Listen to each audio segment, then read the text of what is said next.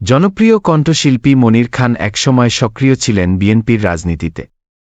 দলটির কেন্দ্রীয় কমিটির সহ সাংস্কৃতিক সম্পাদক পদে ছিলেন তিনি। তবে ২০১৮ সালের জাতীয় নির্বাচনে মনোনয়ন না পাওয়ার কারণে অভিমানে আনুষ্ঠানিকভাবে রাজনীতি ছেড়ে দেন। সে সময় তিনি বলেছিলেন, মন ভেঙে গেছে। আজ বললেন, অভিমান করেছিলেন, মান ভেঙে ৬ বছর পর রাজনীতিতে ফিরছেন তিনি। তবে পুরনো সেসব মানবিমান ভুলে আবারও রাজনীতিতে সক্রিয় হচ্ছেন মনির খান। যোগাযোগ বাড়াচ্ছেন দলের কেন্দ্রে, এমনই আভাস পাওয়া গেছে। এ নিয়ে গণমাধ্যমেও কথা বলেছেন মনির খান।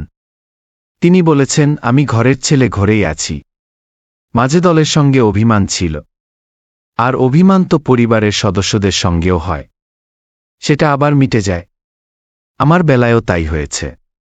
আমি তো অভিমান করে অন্য দলে যোগ দেইনি। দলের সবার সঙ্গে যোগাযোগ হচ্ছে।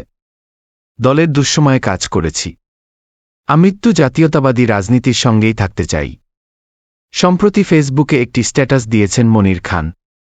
সেখানে নিজের সঙ্গে হয়ে যাওয়া অন্যায় ও অনিয়মের কথা তুলে ধরে বলেন, ১৫ বছর। হ্যাঁ, ১৫ বছরই তো। বুকের মধ্যে চাপা কষ্ট আর বোবা কণ্ঠ নিয়ে কেটে গেল এতগুলো বছর।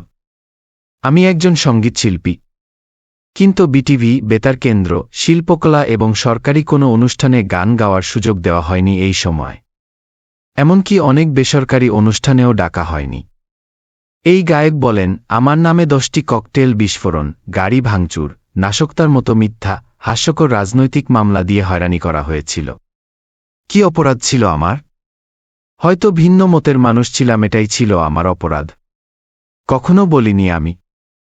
মনির খান বলেন, ছাত্র ও তরুণ সমাজের আত্মত্যাগ ও আন্দোলনের মাধ্যমে দেশে এখন বাক স্বাধীনতার নতুন সূর্য উদিত হয়েছে, তাই বললাম। শিল্প সংস্কৃতি চর্চায় কোনো বাধা বা দেয়াল থাকতে নেই। শিল্পীর কণ্ঠকে রোধ করতে নেই।